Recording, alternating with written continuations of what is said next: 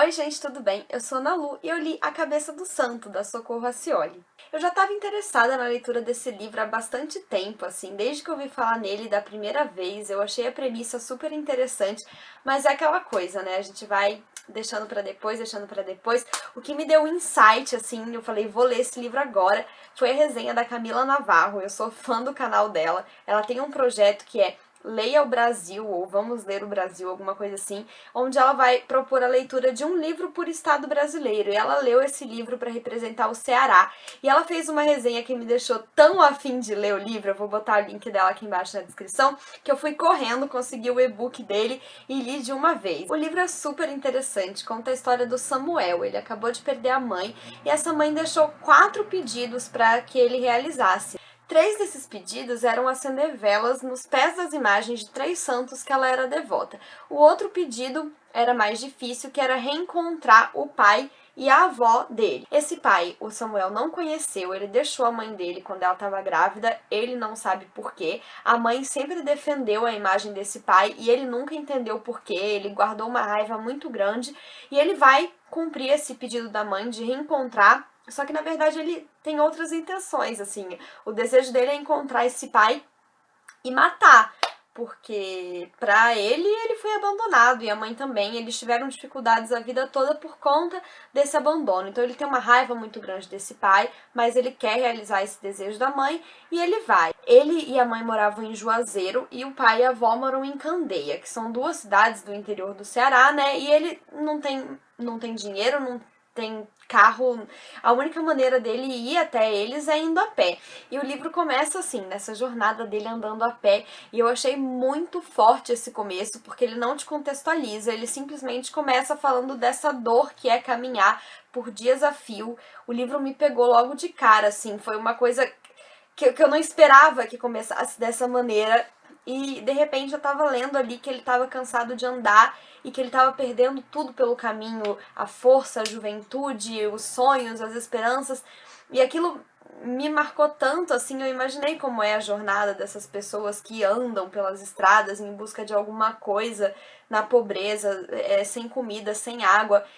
Ela retratou isso muito bem. Ela fala que em determinado momento ele parou de sentir dor no pé porque a sola do pé dele virou couro de cobra, de tão grossa que ficou para que não queimasse, para que se ele pisasse em pedras não doesse. E ele fala que essa transformação do pé em algo grosso é um presente que a natureza dá para quem não recebeu piedade em nenhum outro lugar na vida, em que tipo se ele precisava sofrer essa caminhada, pelo menos a natureza estava ali para ajudar com isso.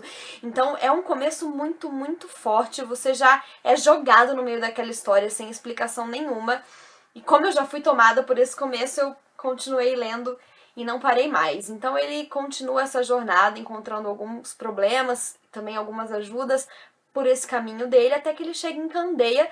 E quando ele chega lá, ao contrário do que ele imaginou e do que a mãe dele falou, ele não é bem recebido na casa da avó dele. Ela fala assim, olha, não dá pra você ficar aqui, nem convida ele pra entrar, e ainda avisa que tem uma tempestade a caminho e que é pra ele dar um jeito de se esconder em algum lugar, senão ele vai morrer com a chuva e tal. E ele sai da casa da avó meio desnorteado, assim, e ela diz que o pai não estava lá, ele não recebeu nenhuma explicação sobre isso, e aí ele encontra a primeira gruta, assim, caverna que ele vê pela frente e ele entra. Só que ele começa a ouvir umas coisas esquisitas lá de dentro, uns pedidos. E ele descobre então que ele não entrou numa gruta qualquer, ele entrou na cabeça do Santo Antônio. Agora, a pergunta que pode vir a não querer calar na cabeça de todos é: por que temos uma cabeça de Santo Antônio perdida pela cidade? Porque uma grande maldição aconteceu nessa cidade, que um engenheiro foi construir um Santo Antônio por lá e a cabeça foi mal projetada e ficou muito mais pesada que o corpo e não tinha como ser colocada. Então ficou o corpo do Santo Antônio para um lado, a cabeça para o outro, e foi ali que o Samuel se escondeu. Só que isso é muito importante porque faz uma total diferença na história da cidade, porque eles encaram isso mesmo como uma maldição e as pessoas abandonam a cidade, pouquíssima gente continua morando lá e eles pegam birra de Santo Antônio. Assim, Santo Antônio não pode ser nem citado lá, porque um dia ele foi o padroeiro da cidade e de repente aconteceu essa maldição da cabeça que não poderia ser colocada no lugar e eles encararam como como se o santo tivesse virado as costas para eles. Mesmo assim, algumas mulheres continuam fazendo os pedidos, é dessa forma que o Samuel escuta. Só que além dele ter descoberto essa caverna, tem um outro garoto que é o Francisco. Ele é filho do Chico Coveiro, que é o coveiro da cidade, e o Francisco ia lá para essa caverna para ficar sozinho, ter privacidade, fazer coisas de adolescente, e ele acaba virando aí um parceiro do Samuel, porque o Samuel tem uma ideia um dia de resolver um pedido de uma dessas mulheres que fica ali pedindo tanto para a cabeça do santo realizar o desejo dela de casamento, e ele resolve ajudar essa menina, que é a Madenhusa, e eu amei demais que ela tenha esse nome, mas vou deixar esses comentários pro final do livro, porque eu tenho um adendinho para fazer. Enfim, ele resolve ajudar esse casal, só que ele não espera que haja todo um rebuliço em volta disso, porque quando ele realiza, todo mundo decide que a cabeça do santo é milagrosa e começam a chover pedidos e ele não consegue mais se livrar disso. Ele tenta trapacear e pedir dinheiro mesmo sabendo que é um charlatão e que ele não consegue resolver milagre nenhum. Ele só conseguiu resolver o da Madenhusa porque a história se encaixava de todos os lados. Ele conhecia o cara, né, com quem juntar ela, ele armou um plano e tal, mas ele não tem como fazer isso pelos outros. E enfim, ele com a ajuda do Francisco, eles decidem que vão ganhar um dinheirinho com isso. Até o próprio padre da cidade entra no conluio com eles. E ele vai fingindo que ele é capaz de realizar os milagres. Só que, curiosamente, as pessoas começam a se casar mesmo. Tipo, ele não sabe fazer milagre, ele é um charlatão, ele tá ganhando dinheiro em cima da fé das pessoas, mas as pessoas estão casando. Inexplicavelmente, sei lá, às vezes a fé tá resolvendo, assim, só por elas acreditarem que elas estão vivendo um milagre, elas estão conseguindo realizar, e enfim.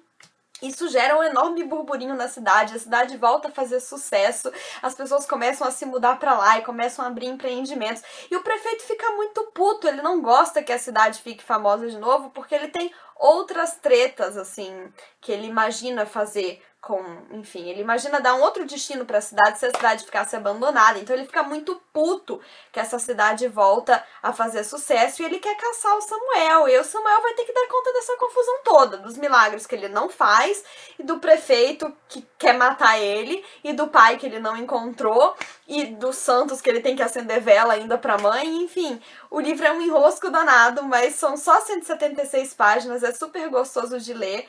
Eu recomendo demais. E o adendo que eu disse que eu ia fazer é que, assim, eu ando muito apaixonada pela literatura contemporânea brasileira. E o que eu tava comentando com uma amiga enquanto eu lia é que, assim, eu vi um vídeo da Mel Ferraz há um tempo atrás falando que nós somos leitores de traduções, que a gente lê bastante livro que vem de fora e que é traduzido, e não desmerecendo o trabalho de um tradutor de forma nenhuma. É um trabalho com certeza muito louvável e que possibilita que a gente tenha acesso a muitas obras que não teríamos se fossem disponíveis aí só na língua original. Mas o fato é que quando você pega um livro que você tá lendo e ele foi escrito na própria língua, e quando essa própria língua é a sua língua, você percebe a diferença. Parece que as palavras dançam de um jeito que elas não dançam em nenhum outro lugar, e você parece que se sente mais dentro daquilo, por mais que eu não seja do Ceará. E a cultura brasileira é muito ampla, então a cultura nordestina, assim, a cultura cearense, mais especificamente falando desse livro, é bem diferente de qualquer cultura na qual eu já vivi na vida, que eu só morei no Sudeste e no Sul.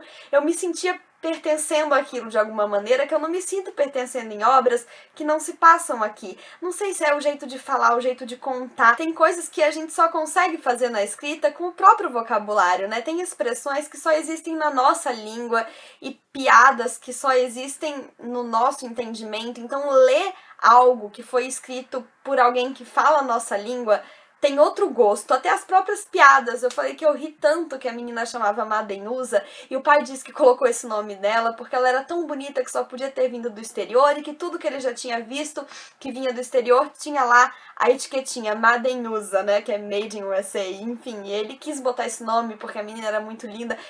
Onde mais teria um negócio desse, se não num livro escrito por uma brasileira? Então é um nicho, assim, de literatura que eu tô mergulhando agora. Eu não lia muito literatura contemporânea brasileira, mas eu ando cada vez mais apaixonada. Ano passado eu li Vanessa Bárbara e Luísa Geisler e eu gostei bastante. E agora esse foi o meu primeiro livro da Socorro e, assim, recomendo demais, demais. E recomendo que vocês tenham aí o desejo de se adentrar mais nas obras brasileiras, porque a gente também tá tendo muito a oferecer aí para literatura. Então é isso, pessoal. Espero que tenham gostado da resenha. Se você tem algum interesse em adquirir esse livro, eu coloquei o link dele aqui embaixo na descrição. Se você comprar através desse link, você ajuda o canal a crescer sem pagar nada a mais por isso, tá bom? Se gostou, não esqueça de dar um joinha e se inscrever no canal se ainda não for inscrito. Um beijo e até a próxima. Tchau!